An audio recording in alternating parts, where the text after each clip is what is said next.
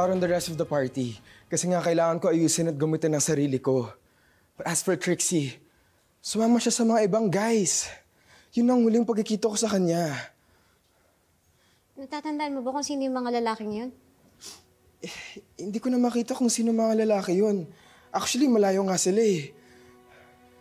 But I'm sure hindi ko mga bisita yun. They were pretty much older than me. Yun pa. Wala rin ako masyadong iniintindi. Kasi nga sa oras na yon, gusto ko lang gumutin ng sarili ko. Hindi ko maintindihan. Bakit ikaw yung nirereklamo ni Trixie? Bakit niya sinasabing ni-rape mo daw siya? Maybe she's mad at me. Dahil ayaw ko na nga sa kanya. Baka gusto niya akong gantihan. Parusahan ako. She's accusing me of rape.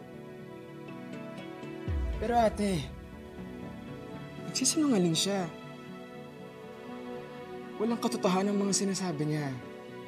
Hindi ko ni-rape si Trixie. Wala akong kasalanan.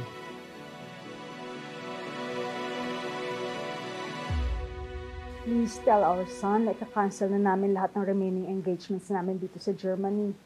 Nahihirapan pa kami magpa-rebook ng flight pabalik ng Manila. Basta uuwi kami dyan as soon as possible.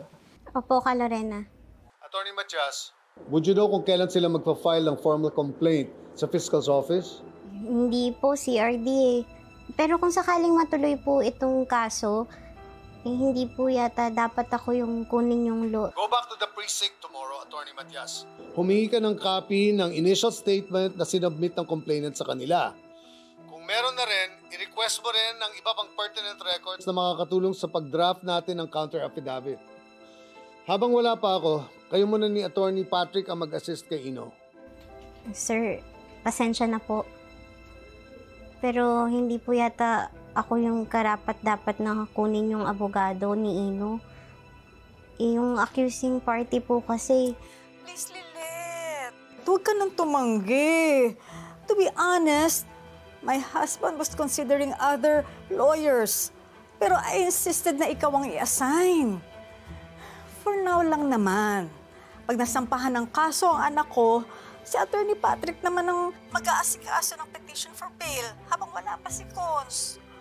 Kailangan ka pa rin namin para mag-assist. Kasi ikaw lang naman yung kilala ko na maaasahan at papagkatiwalaan namin, lalo na ngayong hirap pa kami makabalik dyan. Pero ma'am, sa dami ng naitulong ko sa'yo at sa pamilya mo, ngayon lang naman ako humiling sa'yo, Lilet. Tatanggihan mo ako talaga?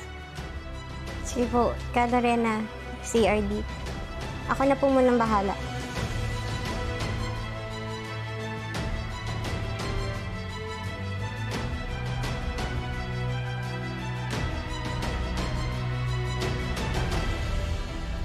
Anak, mukha nga mahirap yung sitwasyon na napasok mo. Sino mag-aakala na magiging abogado ka laban sa kapatid mo? Temporary lang naman po, Tinang. Hanggat hindi pa po nakakabalik si CRD. Sigurado po, pag nakauwi na yun, siya mismo yung hahawak ng kaso ni Ino. Matindi ang binibintang ni Trixie sa anak ng boss mo. Pag nagkataon, maaari siyang mabulok sa bilangguan.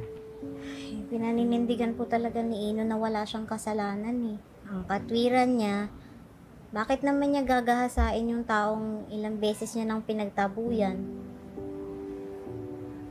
Naniniwala ka ba sa paliwanag niya? Ewan ko po, Tinang.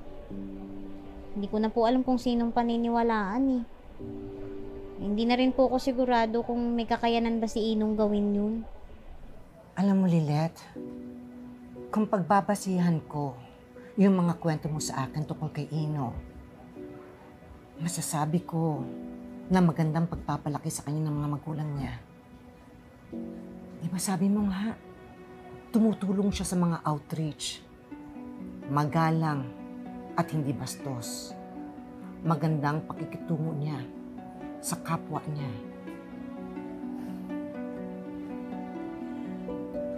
Anak, Alam ko na iipit ka dahil kadugo mo ang kalaban mo sa kaso niyo. Pero kung iisipin mo, anak, mas tinuturing ka pang pamilya ni Ino kesa ni Trixie. Malaki ang sinasabi nito sa karakter ni Ino.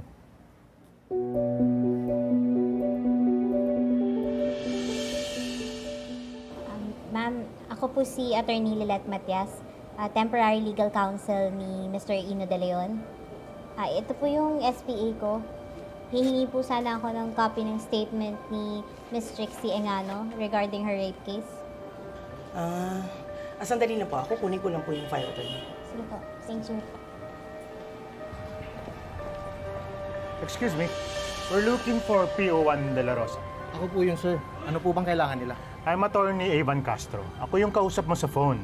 Gusto namin humingi ng kopya ng report nyo pagkatapos nyong inspeksyonin yung cottage dun sa beach venue na kung saan naganap yung rape sa kliyente ko. Gusto namin isama yung complaint dun sa isasubmit namin sa prosecutor. Sige po, sir. Dito po ang daan. Tara po. Attorney, nagpapa-photocopy lang po ng rape complaint against dun sa client niyo, si Mr. Ino De Leon. Salamat po. God! Paano nakakayanan ng konsensya mo tulungan ng kriminal na yon? Dahan-dahan naman ho kayo sa mga paratang niyo. Hanggat hindi pa napapatunayan sa korte na may ginawa siyang masama, hindi pa ho siya makukonsider na kriminal. Talaga ba, Lilet? Pipiliin mo ipagtanggol ang rapist na yon?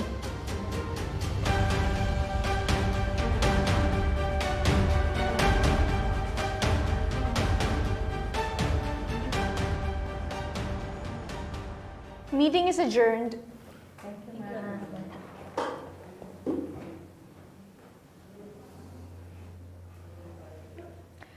I will email Matty all of the developments ng land dispute case ng mga Bontoc farmers.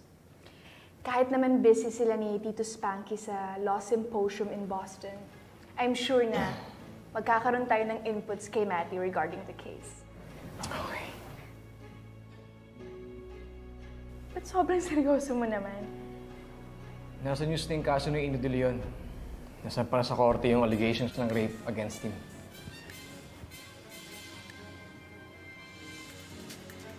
Maaari bang imbitahan ka namin sa presinto? May mga itatanong lang kami sa'yo. Bakit po? Teka, anong itatanong niyo sa kanya? Well, I wouldn't be surprised if that kid turns out to be a rapist. Kasi, yun naman talaga yung hilig ni Lilet eh. Mahilig siyang mag-defend ng mga guilty criminals. Like her nanay-nanayan.